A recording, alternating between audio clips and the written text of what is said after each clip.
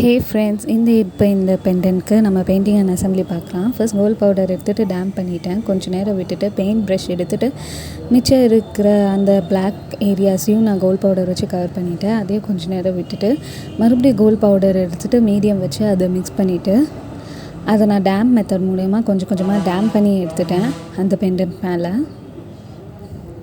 Next இதே மாதிரி 2-3 times பண்ணிடுங்க, அதோடய ஃபினிஷ் கிடைக்கும். ஒவ்வொரு டைமும் காய வச்சு பண்ணிடுங்க. நான் எக்ஸஸாக இருக்கிறத பின்னாடி நான் ஃபிங்கர் வச்சு கவர் பண்ணிட்டேன். சைட்லேயும் அதே மாதிரி கவர் பண்ணிடுங்க.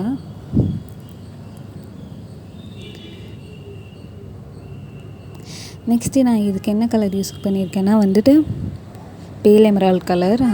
அந்த பேர்ல் ஷேப்க்கெலாம் பேல் எமரால்ட் கலர் கொடுத்துருக்கேன்.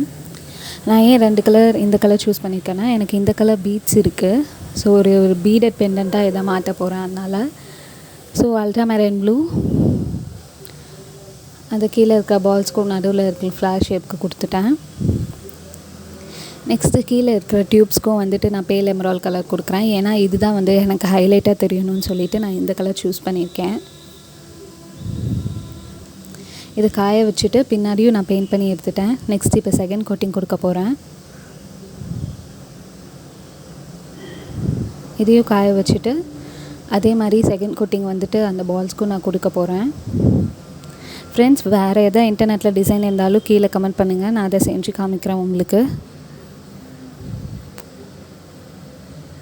செகண்ட் கோட்டிங் ஃப்ளார் இதில் கொடுத்துட்டேன் உள்ள. நெக்ஸ்ட் இதை நல்லா காய வச்சுட்டு எடுத்துகிட்டு இப்போ பீட் அலைன் பண்ண போகிறேன். நான் டோட்டலாக 10 பேல் எமரால்ட் பீட்ஸ் எடுத்துட்டேன். 50 blue beads, dark blue beads எடுத்திருக்கேன்.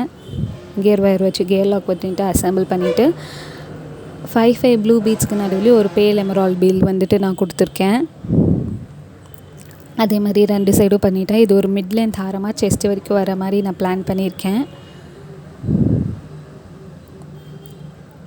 இதுதான் அதோட ஃபைனல் அவுட்புட். வேறு என்ன மாதிரி டிசைன் வேணும்னாலும் கீழே கமெண்ட் பண்ணுங்கள், அதை பண்ணிடலாம். மறக்காமல் சேனலுக்கு சப்ஸ்கிரைப் பண்ணி சப்போர்ட் பண்ணுங்கள். Thank you so much.